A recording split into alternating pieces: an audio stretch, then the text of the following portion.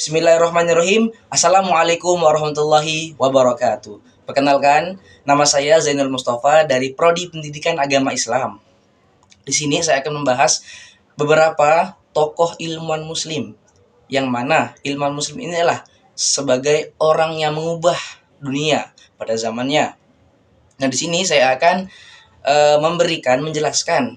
Nah, di sini saya akan mengambil tokoh satu saja, yaitu Ibnu Khaldun.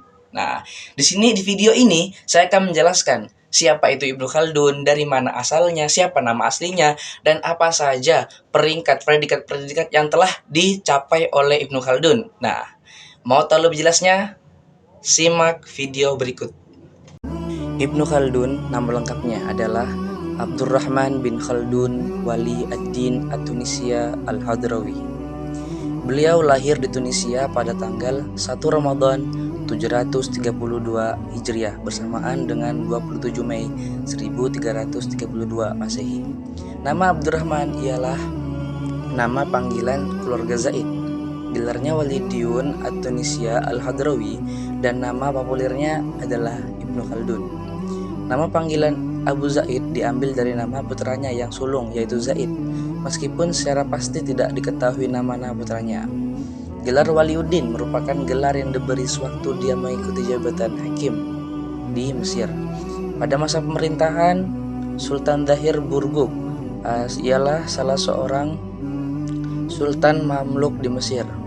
Sedangkan tambahan Al-Hadrawi di belakangnya namanya bertalian dengan nama negeri, yaitu Hadramaut, sebab seluruh keluarganya berasal dari Yaman Hadramaut.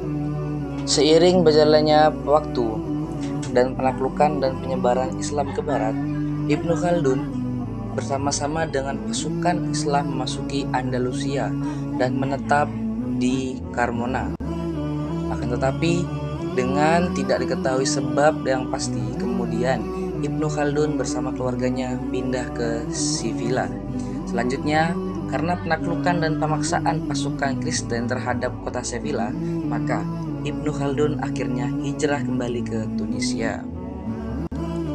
Ketika ia pindah ke Andalusia Spanyol bersama kakeknya Banu Khaldun bin Khattab pada abad ke-18, banyak problematika kehidupan yang menjadi pusat perhatiannya dalam menyaksikan pertumbuhan dan kemunduran kekuasaan Islam di sana. Begitu pula ketika perjalanan diteruskan di Maroko, di mana saat tersebut adalah kejatuhan Sevilla pada tahun 1248. Pada saat ini, Ibnu Khaldun dihadapkan pada dua masalah yang meresahkan pikirannya, yaitu kemunduran kerajaan Islam dan jatuhnya Sevilla. Setelah Ibnu Khaldun mencapai usia 18 tahun, terjadilah dua peristiwa penting yang kemudian memaksanya berhenti menuntut ilmu. Kedua peristiwa tersebut adalah yang pertama, berkecambuknya wabah kolera banyak bagian dunia pada tahun 749 Hijriah yang telah menelan korban jiwa. Di antaranya ialah ayah dan ibunya sendiri dan sebagian besar guru-gurunya yang pernah atau sedang mengajarinya. Kedua, setelah terjadi malapetaka tersebut, berubahlah jalan hidupnya. Kemudian, ia terpaksa berhenti belajar dan mengalihkan perhatian pada upaya mendapatkan tempat dalam pemerintahan dan ikut berperan dalam percaturan politik di wilayah itu. Jabatan pemerintahan pertama yang cukup berarti baginya ialah keanggotaan Majelis Ilmu Sultan Abu An'an dari Bani Marin di ibu kota negara, yaitu Fez. Kemudian dia diangkat menjadi salah seorang sekretaris sultan dengan tugas mencatat semua keputusan sultan terhadap permohonan-permohonan dari rakyat. Jabatan tersebut dianggapnya masih terlalu rendah untuk anggota keluarga dari Khaldun. Pada tahun 784 Hijriah, Ibnu Khaldun pindah lagi ke Mesir. Kebudayaan Islam sedang pesat berkembang dan ilmu pengetahuan juga berkembang. Perkembangan kebudayaan pada zaman Fatimiyah dan dibangunnya Universitas Al-Azhar.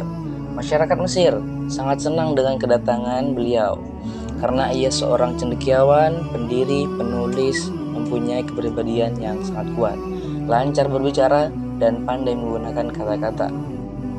Di samping menjadi dosen, Ibnu Khaldun juga diangkat menjadi qadhi qudat atau hakim tinggi karena kepopulerannya dalam melaksanakan tugas hakim tersebut. Ia kurang disenangi oleh pejabat Mesir dan menyebarkan isu yang menyebabkan ia tidak senang melaksanakan tugas hakim tersebut dan kembali menekuni pekerjaan mengajar, membaca, dan mengarang. Ketenangan hidup baru ia rasakan setelah ia melepaskan semua jabatan resmi. Dan pada waktu itulah ia menciptakan karyanya yang monumental, yaitu Muqaddimah. Dari berbagai pengalaman tersebut dapat menjadi catatan penulis adalah Ibnu Khaldun adalah seorang yang ambisius dalam memperoleh suatu jabatan. Sebab jika suatu jabatan yang diinginkan tidak dapat terperolehnya, ia akan mengambil langkah-langkah baru. Apakah ia akan menjatuhkan penguasa atau pergi meninggalkannya. Dalam hal ini, perlu pula disebutkan bahwa Ibnu Khaldun telah menulis riwayat hidupnya yang panjang dan lengkap dengan kejujuran dan keterus-terangan yang tidak diragukan lagi. Dengan panggilan Allah Subhanahu wa Ta'ala untuk pergi selamanya, maka seorang pemikir, seorang penjaga, ulama, dan politikus dunia Islam, yaitu Ibnu Khaldun. Ibnu Khaldun dikatakan sebagai tokoh Arab dan Islam yang paling bersinar serta mendapatkan posisi paling terhormat di mata pemikir Barat dan Timur. Bahkan perhatian masyarakat Eropa terhadap pandangan dan pikiran-pikirannya boleh jadi melebihi perhatian masyarakat Timur. Maka lebih banyak mengkaji jejak pemikiran Ibnu Khaldun dan menyebarkannya secara intensif, baik dalam bahasa Arab maupun Eropa, terutama bahasa Prancis. Seorang filsuf besar, Ibnu Khaldun telah memberikan sumbangan berharga dan sangat fundamental dalam sejarah perkembangan ilmu pengetahuan. Ia telah menemukan ilmu yang sama sekali baik berangkat dari gejala-gejala alam, yaitu psikologi. Di antaranya, karya besar Ibnu Khaldun adalah sebagai berikut. Yang pertama, Kitab Muqaddimah.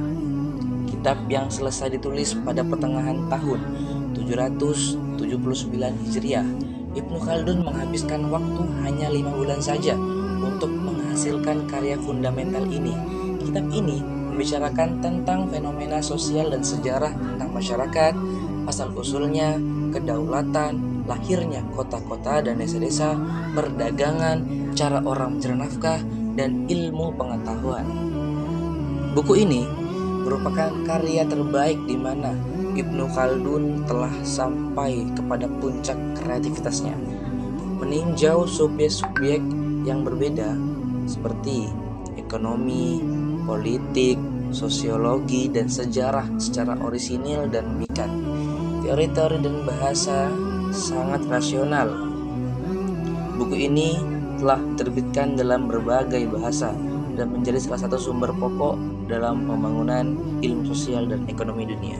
Masih banyak kitab yang lainnya seperti kitab Al-Ibar, kemudian kitab Ta'arif, dan masih banyak kitab yang lainnya yang mana adapun urgensi uraian mengenai sosok Ibnu Khaldun secara detail adalah karena ia menginformasikan berbagai pengalaman yang dialami yang dituangkan dalam karya-karya seperti relasinya yang lama dengan para ulama dan sejarawan di Mesir dan Syam serta negara-negara lainnya.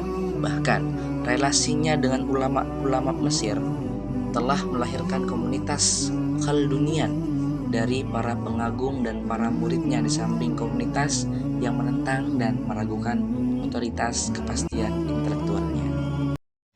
Nah, bagaimana kawan-kawan? Setelah mendengarkan beberapa video, beberapa cuplikan yang telah saya jelaskan dari awal sampai akhir, telah berakhirlah presentasi pada kali ini. Semoga apa yang saya berikan, apa yang saya jelaskan kepada kawan-kawan yang telah menonton video ini, semoga bermanfaat untuk kedepannya. Nah, semoga video ini bisa menjadikan bahan untuk menjadi pengetahuan bagi anak bangsa, serta memajukan pemikiran-pemikiran yang awalnya terpuruk menjadi berkembang. Amin amin ya robbal alamin.